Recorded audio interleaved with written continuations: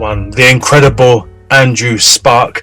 Welcome to your book read, sir. I have to say that I'm pretty excited by today's show because it has the best title ever.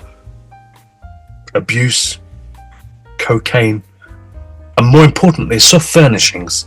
Can you tell me, mate, tell us a little bit about that book, how you got the name? Okay. Oddly enough, I was doing a bit of work on search engine optimization for a friend who runs, or in those days ran something called Public Sector PLC, and we got interested in what words actually, what putting amalgamations of words together that would score high on a search engine. And I wasn't cheating because the book primarily is about a relationship that is marred because the characters have been abused. And there is a side story in there about cocaine misuse, and one of the redemptive characters runs a soft furnishing shop. So abuse, cocaine and soft furnishings, no lies, they all feature in the book. Amazing, mate. And how did you come up with the story of the book? The story started very simply. I'm an ardent Turkophile, and I spend and have spent many weeks over my life in Istanbul. Oh, me too. I go there to write. I go there to meet people that I know. I do a bit of work out there, and I was going home early one particular year. My friend Richard was going on to his daughter who lives in Ankara, and as I was leaving it started to rain, and it had been a beautiful week, and I ended up writing this paragraph about what it was like leaving Istanbul in the rain.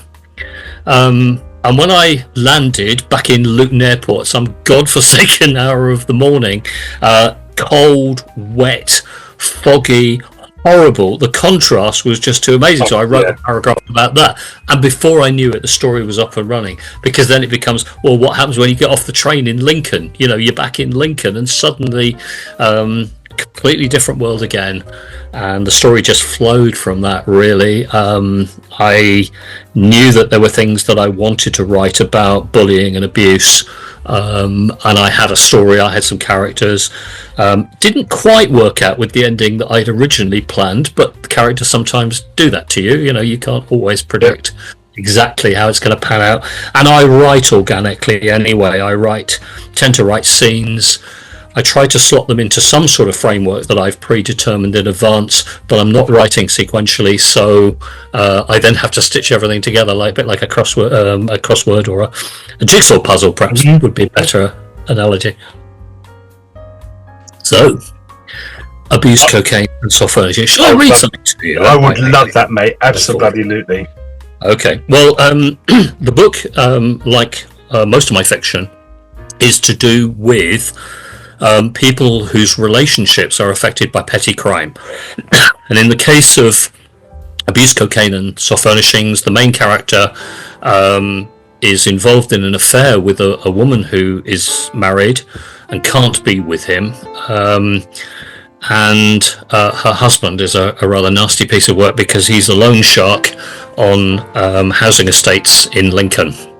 So there is a point at which the character spends Christmas on his own, and this is my version, I suppose, of a slightly unseasonal Christmas story, bit Scrooge-like, maybe, but it sets a tone for the characters actually in the book, and you'll get an idea from this short extract of how the book is written and how it's paced, and work out whether it appeals to you or not.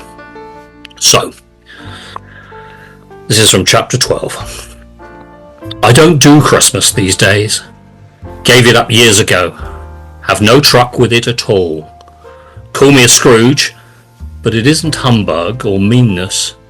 I buy, wrap, and deliver presents for my family members, and send a select few cards because people send them to me. But that's it.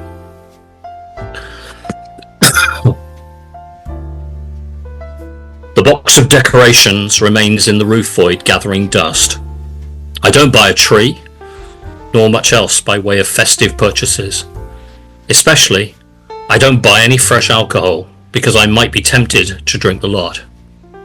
I do fill up the fridge, but don't expect to find a turkey in there, or its crown, whatever that might be, or anything else seasonal. By restocking, I mean I buy sausages, eggs, lamb chops, baking potatoes and cream cakes. Vegetables and salad are in very short supply in my house, but my concession to 5 a day is an enormous bowl of fruit. Other essential supplies come in the shape of new compact and digital versatile discs, enough new music and films to last the week, and a handful of newspapers and magazines previously unread. The drawbridge goes up at this point. Jackie's at her mum's, and the only person who might appear at the front door and be undeterred by my failure to answer the bell will be Patrick, who knows he can slip round the unlocked side gate and hammer on the kitchen window. I'll let him in, of course, and he can drain whatever alcoholic remnants survive unimbibed amongst the glut of mostly empty bottles lingering in the sideboard. But I don't want to talk about Gail, and he mentions her at all, and all bets are off, and he'll find himself slung out. He doesn't, so he isn't.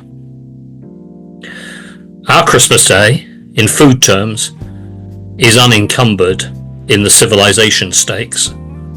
We eat bacon sandwiches, bananas and cake. But it's more cultured as far as entertainment goes. We work through half a box set of classic Hitchcock movies.